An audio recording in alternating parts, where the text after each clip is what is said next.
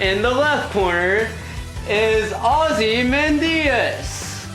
Coming back from his last fight against Tucker Biffin, which he destroyed him. And in the right corner is the newcomer, the Big Green Meat Man. Let's get right into the fight.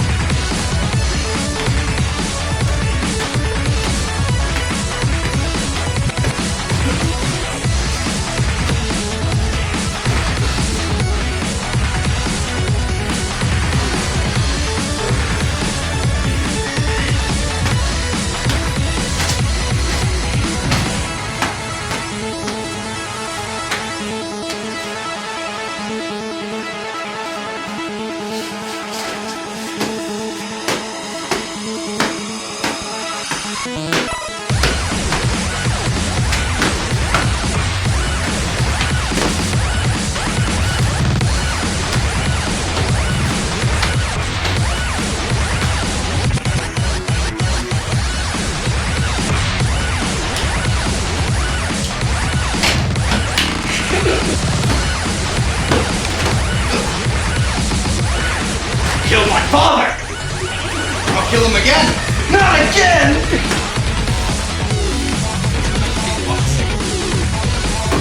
Yeah, anyway, It's Tekken rules. Yeah, you can't kick, you can only dodge. This has been going on for over 2 minutes.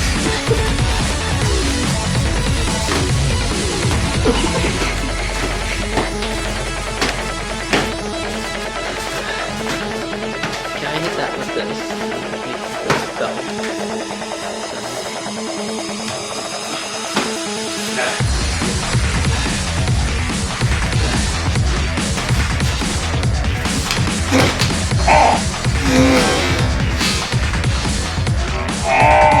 One. In the left corner,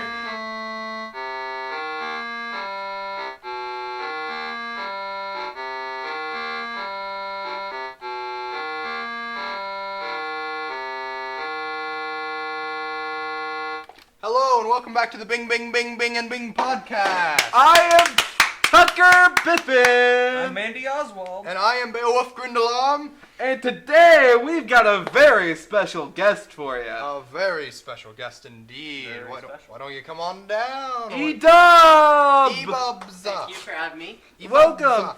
Welcome! How's it going, EDupp? It's pretty good, you? That's pretty good. Now Down take a here seat in the right Bing Bing there. and Bing Just make yourself at podcast. home.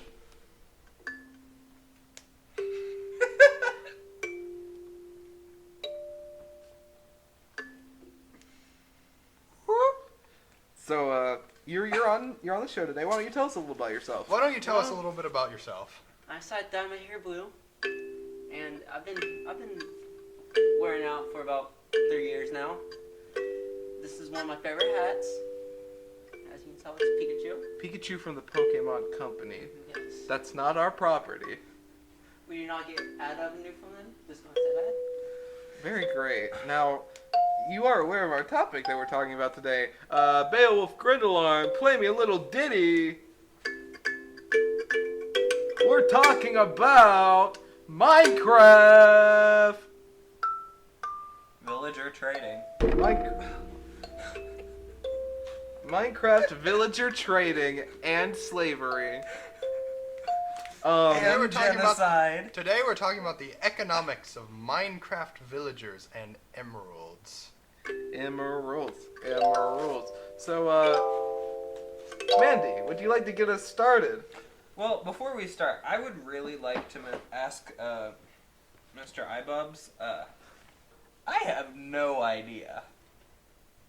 What is the value of an emerald? You can trade it again. You can build a block of emerald, which makes your house look just exquisite. And that's about it. Well, really, the value of emeralds for me comes from the fact that emeralds have both the demand from. Let's go back for it. Let's stay here. So emeralds have demand from villagers wanting to trade for emeralds, but they also have a lack of supply because they can only be found from villagers in chests and naturally occurring in extreme hills biomes. Now, before we go any further, let's explain what Minecraft is for those of you who do not know. Minecraft is building game. Building game, open world survival game. You can craft your tools and craft your weapons and craft your armor and build houses and castles and anything that your mind is set to.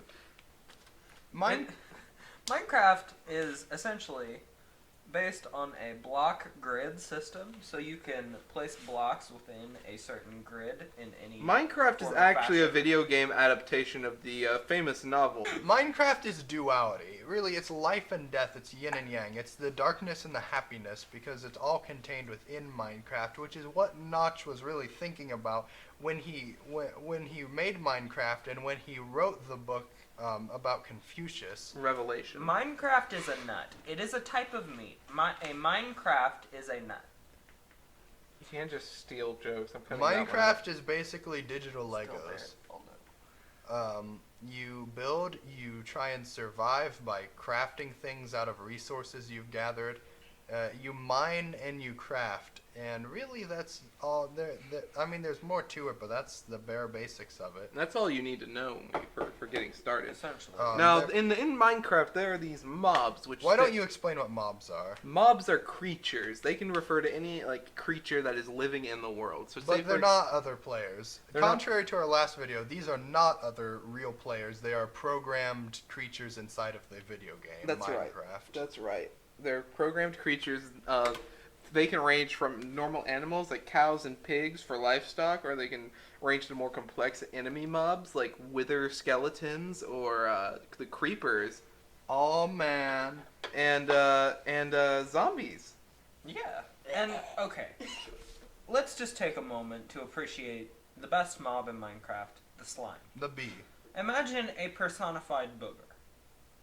Imagine now, what we every look time like. you shoot that booger with an arrow, it splits into 2 more boogers. That's gross and disgusting. Alright, well, today we're going to be talking about a particular mob. We're going to be talking about the villager, otherwise known as Testificate!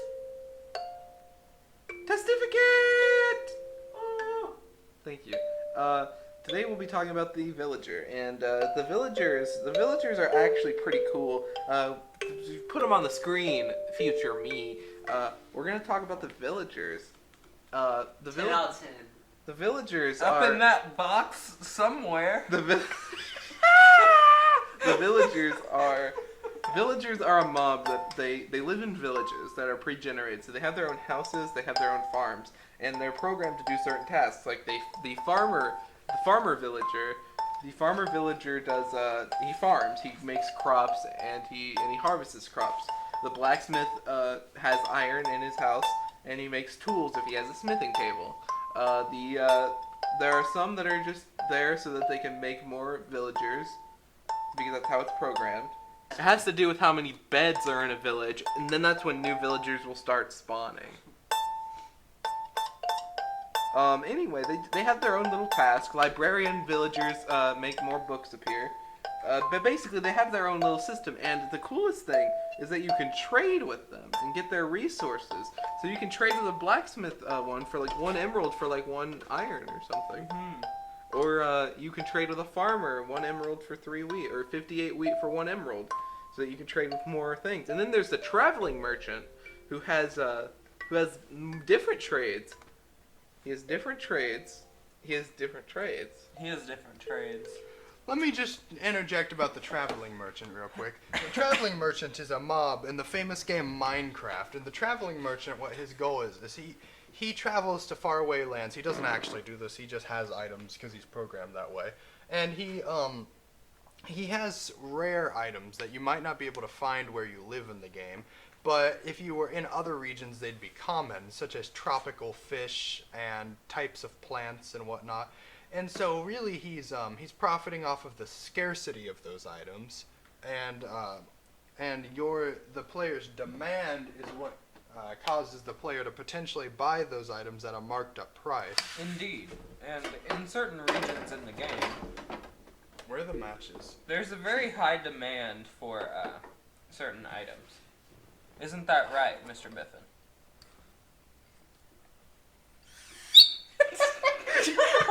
Put your mouth over the whistle hole. That's right. That's right.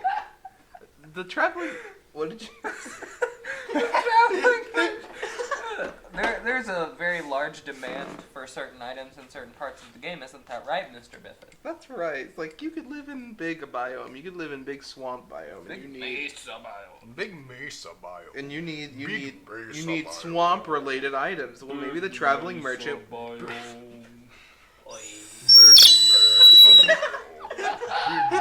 bio. Why? Take it from him. Big mesa Make sure bio. Mr. Biffin does not get any more. Big mesa bio. Stop!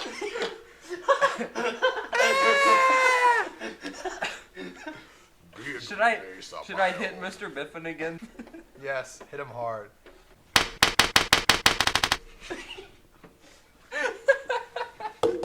Craft. Minecraft. Minecraft. So, Minecraft. Mr. Biffin, why don't you tell us a little bit about what you've learned about Minecraft and how it relates to economics? Well, I figured out that the villagers take in a system. A very. I can't hit you. They put in a system. They put in the system of scarcity, limited resources, and unlimited wants. Because the game's endless. You could want anything in the game, but you can only get so much of it because you only have so much time in your life. You can't get everything, so you need to balance it out. So sometimes, if you've got that pretty emerald that you're not using for anything else, you could trade it for another limited resource like wheat. Say that Might I mention, might I interject real quick? Something interesting about Minecraft is actually, it runs on a system of unlimited resources. The world will continue to generate however far you walk, it just takes time, which is your limited resource. That's what I meant. Minecraft actually runs on NVIDIA hair. Cutting that one out. That one was not funny. So, the villagers. The village. The villagers. The villagers. The villagers. So you could trade with the villager or the traveling merchant and get rare items. Bing, bing, bing, bing, bing, bing, bing, bing, bing, bing, bing, bing, bing, bing. You can get rare items. We talked about economics long enough yet? Chara, hey chara, ato etsome, oromo ai. Anyway, Just give me a...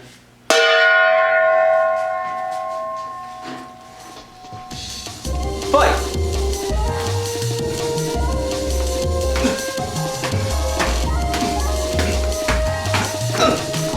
Sissy. this is my advantage. It's bigger than that. I mean, I'd like to see you try.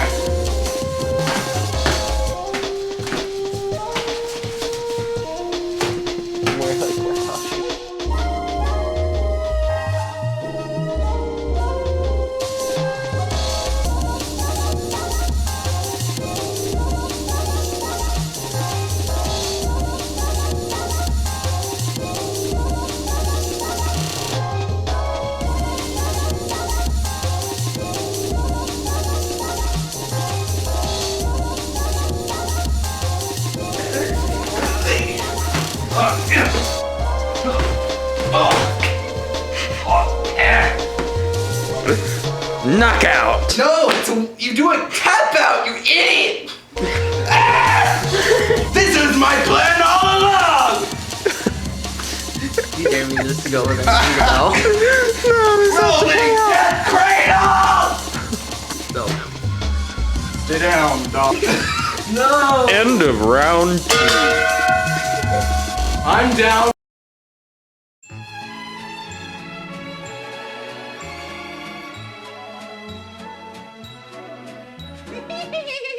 Put the phone down.